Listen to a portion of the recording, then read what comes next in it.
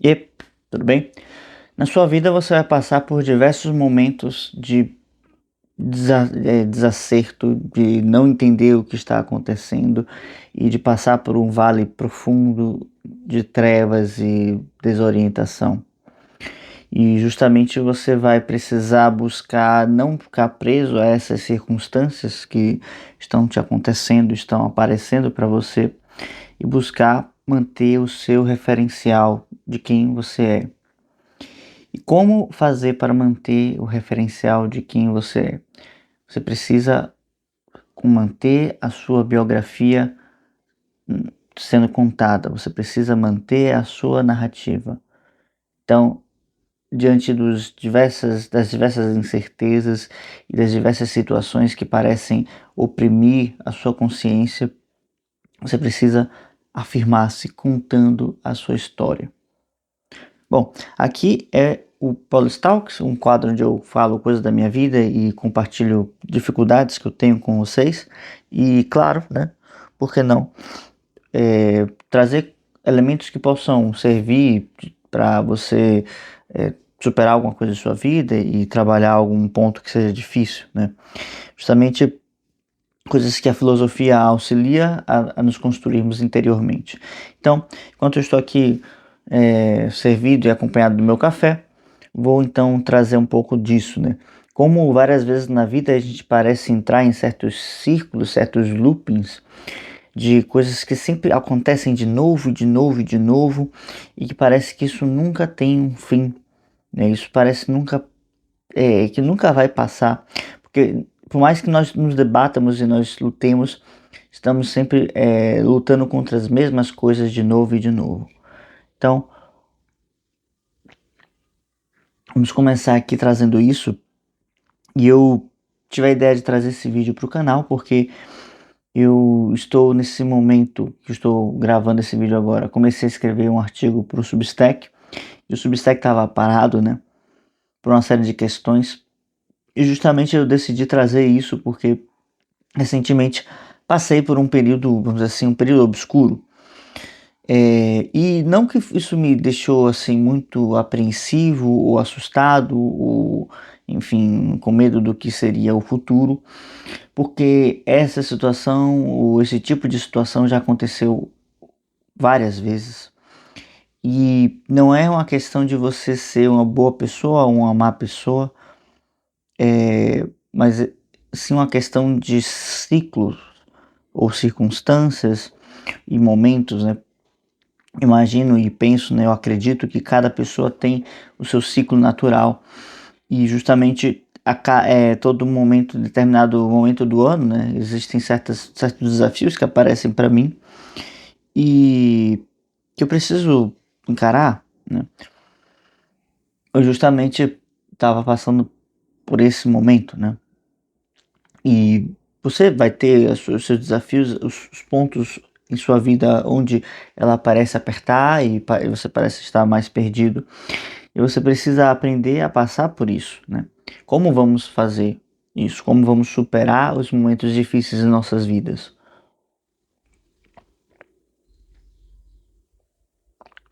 A fórmula, ela é mais fácil de conceber e de compreender do que de fazer necessariamente. Porque se trata de contar a própria história. E o que é isso, contar a própria história? Primeira coisa, contar a própria história é literalmente contar a própria história. Ou seja, é necessário que você saiba de onde você veio, para que você entenda para onde você vai. Porque quando a gente pensa nesses caminhos que a vida vai nos colocando e nos indicando e nos direcionando a tomar, né? Vamos percebendo que certos padrões de comportamento não são certos padrões de comportamento geram certas circunstâncias, né? Para quem está mais familiarizado com a ideia do karma hindu, saindo um pouco desse estereótipo que a gente costuma trazer, que é algo, como algo negativo, que é uma prisão, uma sentença que a vida nos dá, mas entende que o karma ele representa tudo aquilo que nós construímos na nossa vida, né? O karma hindu é uma construção ou um entendimento, melhor dizendo, de um funcionamento da vida, de que tudo aquilo que nós fazemos e tudo aquilo que nós estamos vivendo hoje foi uma construção nossa, em algum momento. Se nós olharmos com uma visão mais extensa, a gente vai perceber que tudo o que nós fazemos tem uma reação ou uma resposta, um resultado, um fruto. E justamente a construção disso, né, a ação em relação a isso vai no exato instante gerar a reação. Mas para a vida, algumas mudanças precisam de algum tempo para acontecer. Então, muitas vezes estamos colhendo coisas que nós plantamos há alguns anos, na verdade, né? E alguns anos antes, e nós não conseguimos então ver o nexo causal das duas coisas. O que me faz sempre pender para essa doutrina do karma, né, é justamente o quão ela coloca as coisas sobre um protagonismo nosso e o quanto ela nos coloca de forma autoconsciente sobre as nossas ações e também em relação ao quanto a vida é justa, porque ela sempre vai trazer elementos e situações que você gerou para ti mesmo.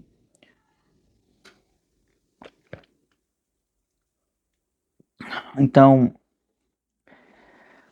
um aspecto que costuma sempre recorrer ou sempre acontecer acontecer recorrentemente são esses momentos de baixa, né? Em tempos de Odisseia, né, que o filme está aí fazendo, né, um certo sucesso, talvez seja bastante sucesso, não sei. Nós temos a jornada do herói, né, não nesse jargão que nós conhecemos hoje, mas no seu aspecto clássico, né, que é justamente o Ulisses, né, talvez o Ulisses seja um dos maiores responsáveis, o Odisseu, por estabelecer essa jornada do herói da forma como nós conhecemos hoje. Não realmente não da forma como nós conhecemos, mas certamente tem muito do aspecto da jornada dentro da Odisseia, né? Basicamente, mas o que, né, exatamente? Há um momento de...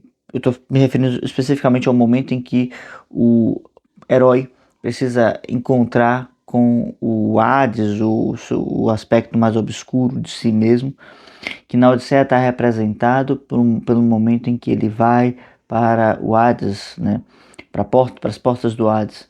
E lá ele reencontra os seus antigos amigos, né, Aquiles, se eu não me engano, o Agamemnon também, alguns companheiros também falecidos recentemente.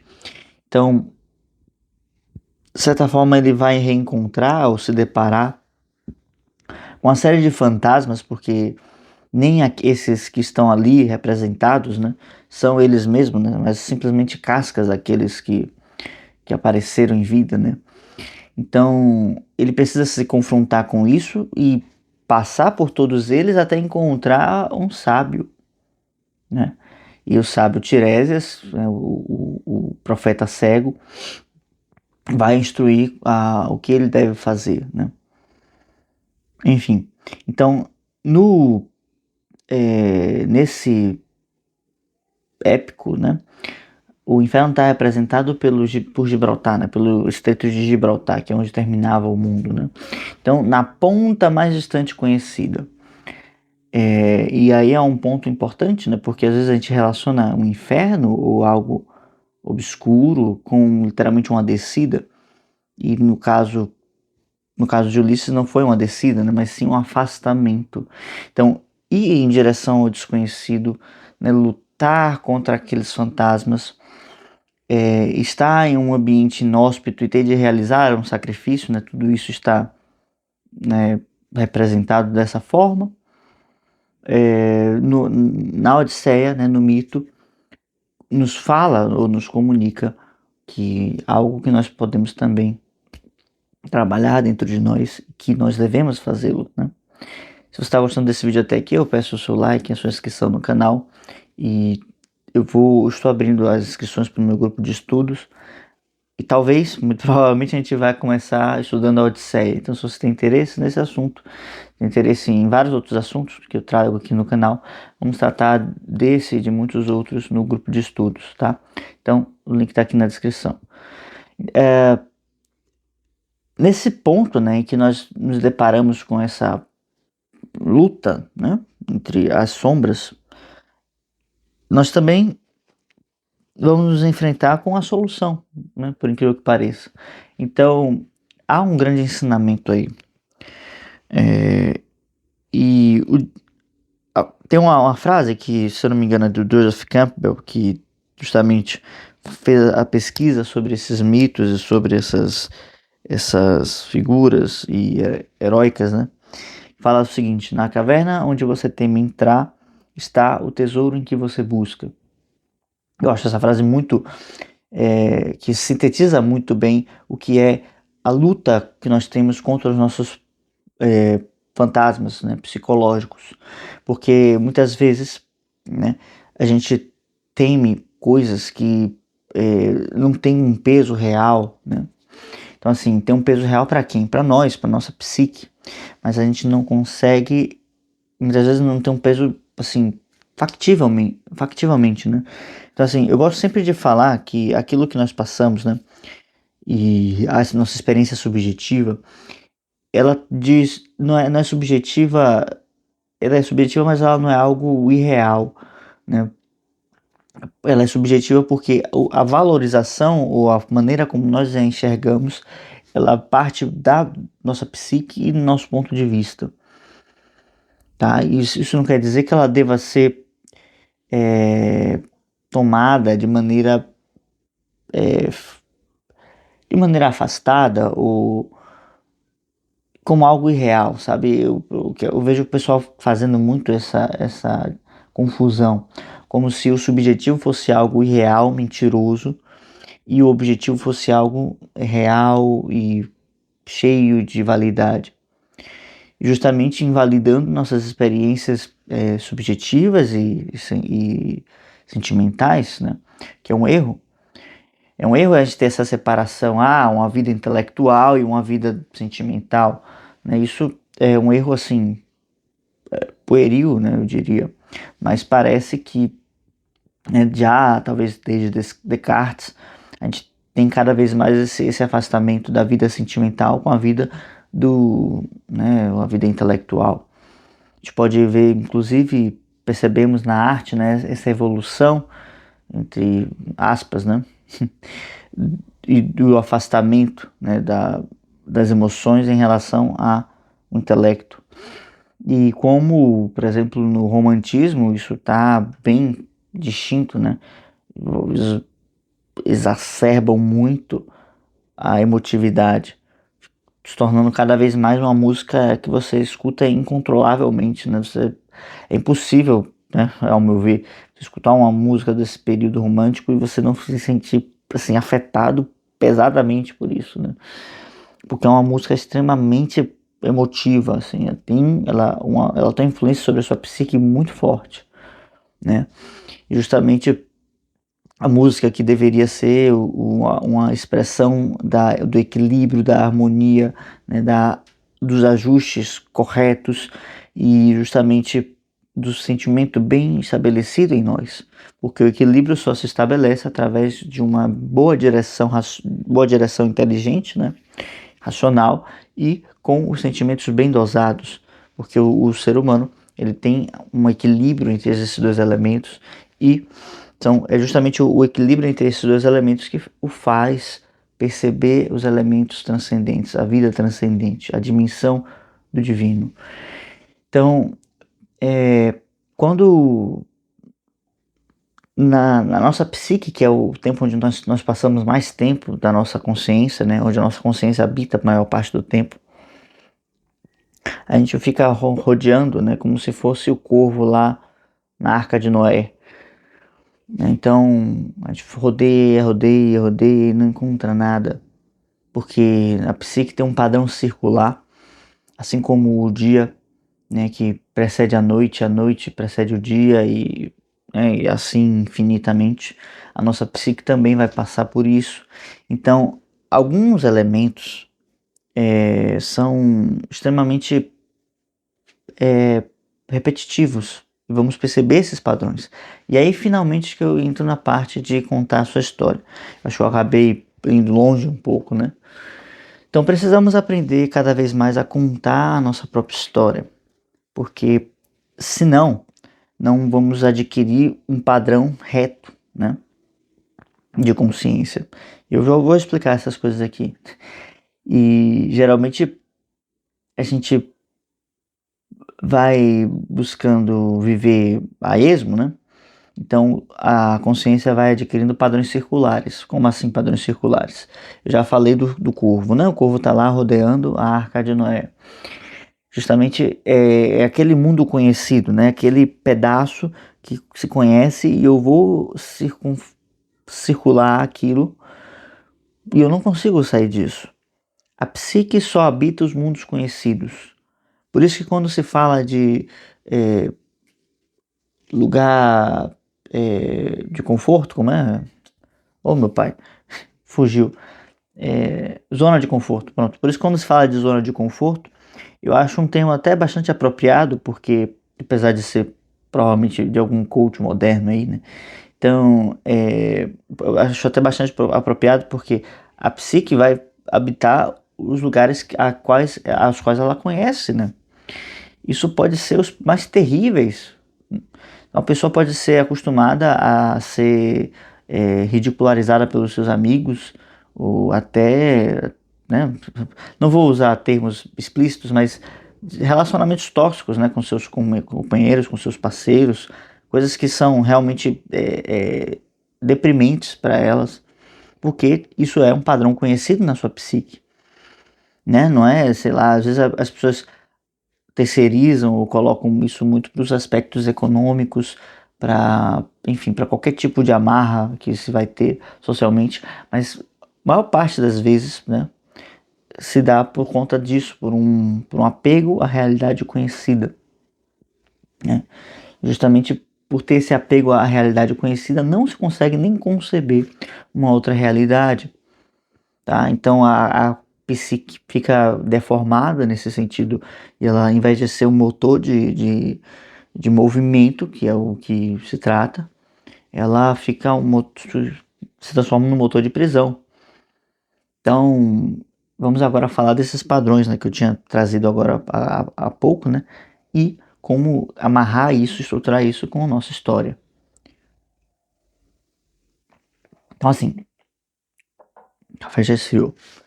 Então, assim, como a psique só habita os elementos conhecidos e ela tem a tendência de estar sempre, vamos dizer, reiniciando, né, reestabelecendo e construindo, né, em torno daquilo que é conhecido, na verdade ela meio que opera mais ou menos na mentalidade de Penélope lá da Odisseia de novo, né? Então ela constrói de manhã, destrói à noite e vai assim, e vai, destrói aquele tecido que ela tece, né? Tem uma razão disso de ser, mas enfim, não é o caso da gente pensar nisso aqui agora. Mas pensa que eu tenho uma construção em cima daquilo que conheço, né? Em cima dos valores que eu tenho adquirido para aquela psique. Então, o valor pode estar relacionado com alguma profissão específica, ou em ter muitos amigos, ou em ter dinheiro, né? E são sempre coisas que são finitas e materiais, né? De forma que eu vou adquirindo um padrão de construção infinita, né? Porque nunca há limites para o quanto de dinheiro você pode conseguir. Nunca há limites para, sei lá, o quanto de pessoas você pode conhecer. Até existe, mas esse limite é um limite virtual, né? Eu não tenho como estabelecer isso na ponta do lápis e também não tenho como dizer que é possível ou impossível conhecer todas as pessoas que existem, né, no mundo, enfim. Então é um limite muito virtual, assim, a gente não consegue traçar isso muito bem. Então a psique vai sempre rodear em cima disso, né? Rodear em cima desses padrões. E há, né, como vocês já devem saber, ou já devem ter ouvido falar, uma ideia positivista da vida, onde vai trazer um padrão de crescimento eterno, ilimitado, que também é uma outra fantasia, porque sugere que a nossa consciência vai evoluir conforme o tempo passe. E isso talvez seja uma das maiores mentiras já contadas e que todo mundo acreditou. E o que não dá para entender é como uma teoria, uma ciência tão fajuta, tão porca como o positivismo tomou tão fortemente as instituições no Brasil, né? E o pensamento dos brasileiros em geral. E ninguém quis isso no resto do mundo inteiro, né? Mas só no Brasil teve uma acolhida, né, muito forte. No resto do mundo, vamos dizer assim, foi uma moda que passou. Mas aqui no Brasil ficou assim uma nhaca, sabe? Uma coisa que pegou e a gente não consegue soltar essa droga. Enfim, o fato de que, quanto mais o tempo está passando, estamos então evoluindo. Não, não. O progresso não vem com o tempo, o progresso não vem com o futuro. Não somos o país do futuro, não somos nada no futuro. O futuro a Deus pertence, não é isso? Então, se a Deus pertence, precisamos construir o futuro que está nas mãos de Deus para nós. Ou seja, pedi-lo, né? Fazer com que ele aconteça, né? Por isso, enfim, e várias outras coisas, né? A gente sempre delega que o tempo vai curar as coisas. O tempo não cura nada. O tempo não cura nada. O tempo vai ter esse padrão circular, né? E parece que a gente está sempre vivendo as mesmas coisas e fazendo as mesmas coisas e preso numa coisa meio show de Truman, meio aquele demônio, né, do Nietzsche, que fala que vai fazer com que a gente revisite a nossa vida sempre, sempre, sempre. É terrível uma situação dessa. Então, assim, isso vai continuar acontecendo, a sua vida vai continuar presa nesses padrões se a gente não traça para nós mesmos uma história. Então, precisamos ter um plano, né? Precisamos saber para onde estamos indo. Porque se nós não sabemos para onde nós estamos indo, alguém vai saber por nós e alguém vai direcionar um caminho e certamente não vai ser o melhor que poderíamos nos tornar. Então, contar a própria história vai permitir que a gente trace uma linha de um ponto A até um ponto B e permita-nos evoluir tendo como referencial essa linha mestra.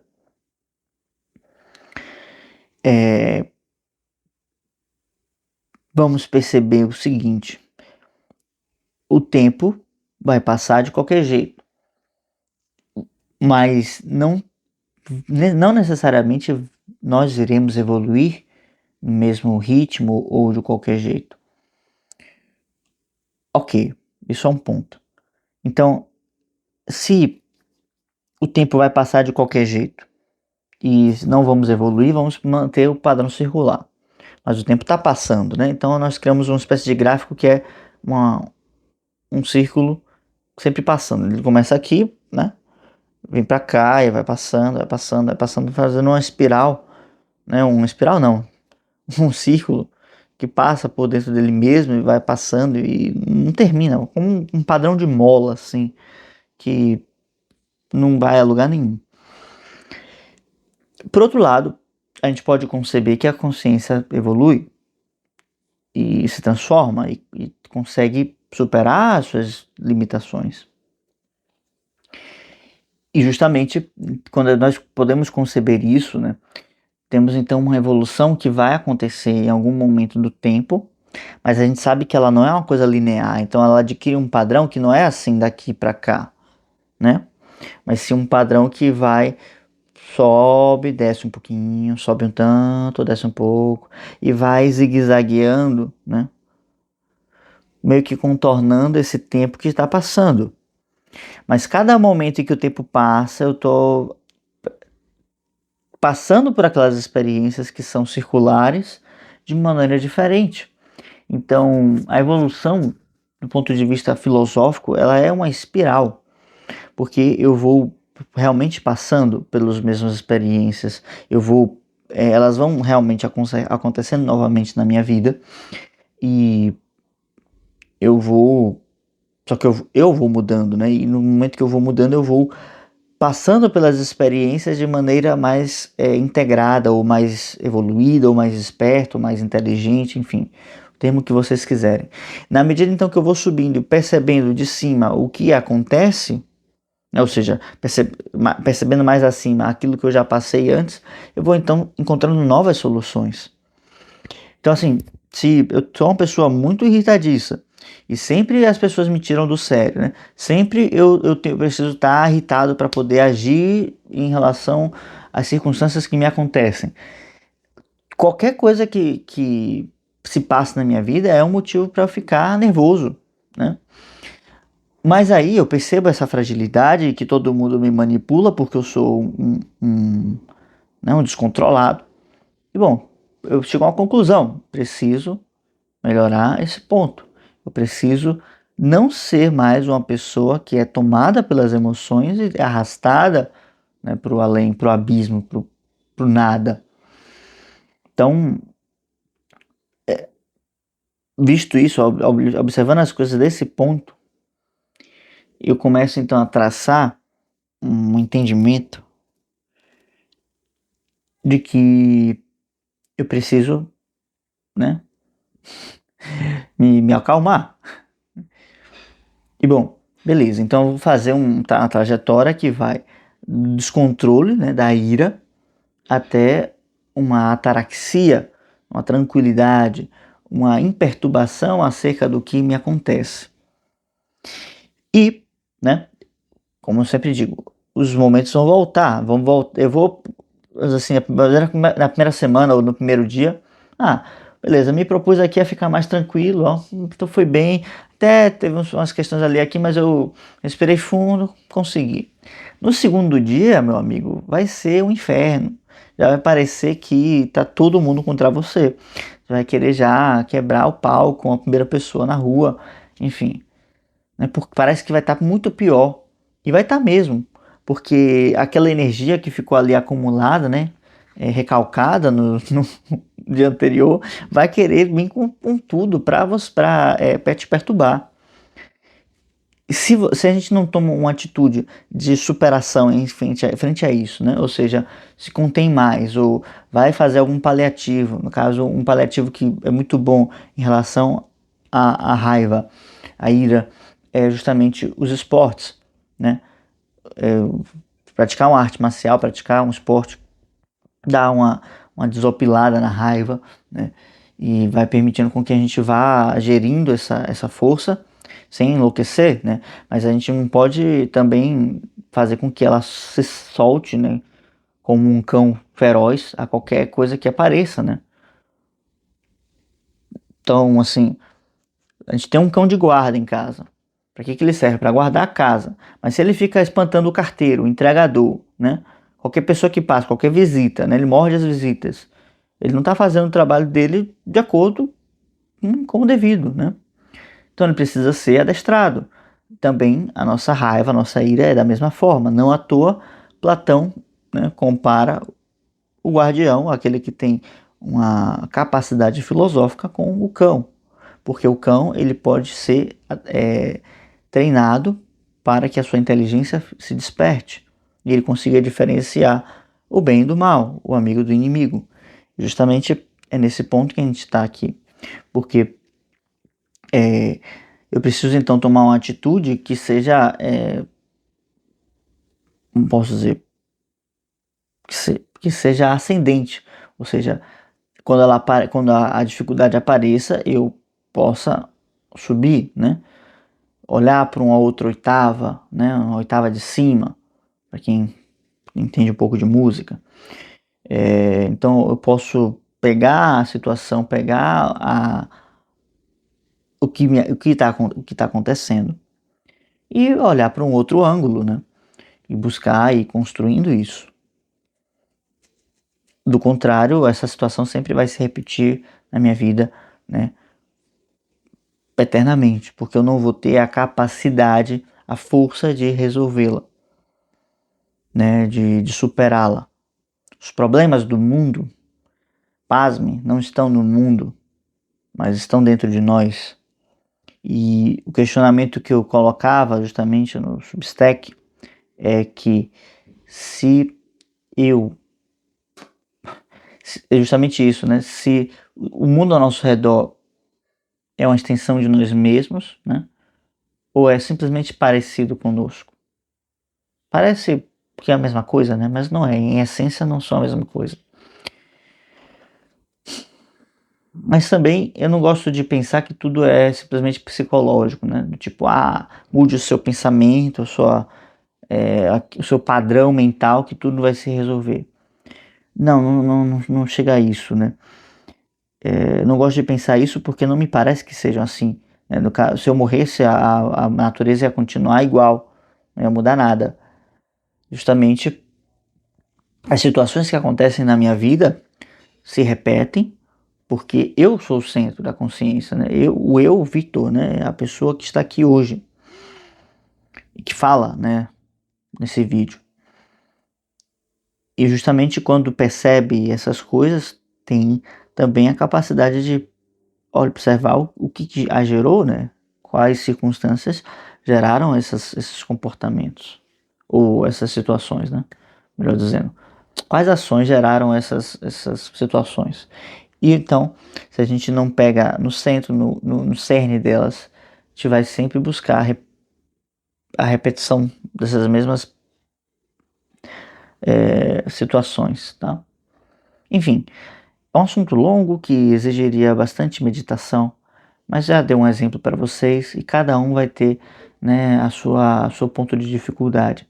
É aquela matéria que insiste em voltar, né? Sei lá, lidar com números no trabalho, ou lidar com crianças, né, na vida, ou ter que buscar confortar pessoas que são inconfortáveis, inconsoláveis. Tudo isso e cada uma dessas situações parecem que não tem fim, sempre se repete e a gente sempre parece estar enxugando o gelo, mas o cerne delas é encontrar o ponto, o clique, né, o botão que faz com que a gente consiga desarmar essa circunstância, esse teatro, esse circo, né, dentro de nós mesmos, para que de alguma forma ele possa assumir, né, no nosso espectro sensorial. Não que vai resolver a situação, sei lá, às vezes para o outro, para a vida da pessoa, mas aquilo parece sumir da sua consciência, porque de alguma maneira a gente conseguiu superar essa etapa, tá? É um segredo da boa vida, né? Encontrar esses padrões, saber superá-los e lidar com os, os abismos da nossa vida. Então, quando a gente encontrar esses abismos, saber que eles são circunstâncias e que se a gente manter a linha que a gente estava seguindo, né, de manter, no caso, né, da pessoa raivosa, transformar-se em uma pessoa calma, transformar-se em uma pessoa mais tranquila, mais sábia e que tem o controle daquilo que pensa, daquilo que sente. Se a gente mantém isso na nossa linha narrativa, a gente vai conseguir passar pelo abismo, pelo umbral das circunstâncias obscuras de forma leve até, de forma feliz. Porque a gente sabe que essas situações são provações que vêm testar o nosso desenvolvimento, testar o quão nós já conseguimos avançar nesse ponto, tá bem? Eu espero não ter sido muito prolixo aqui, né, compartilhando algumas coisas, acabei puxando outros assuntos, mas eu queria deixar isso para vocês hoje. As situações que nós passamos vão continuar se repetindo até que a gente encontre um ponto, né, de superação, né? Porque nessa caverna que nós tememos entrar está o tesouro que nós tanto necessitamos. E, enfim, espero que você tenha gostado desse vídeo, que ele tenha sido elucidativo para você. E peço novamente o seu like nesse vídeo e a inscrição no canal, tá bem? Qualquer coisa, deixa um comentário aqui para eu saber que você ficou aqui até o final ou algo que tenha acrescentado para vocês esse vídeo. E é isso. Muito obrigado e até a próxima. Tchau, tchau.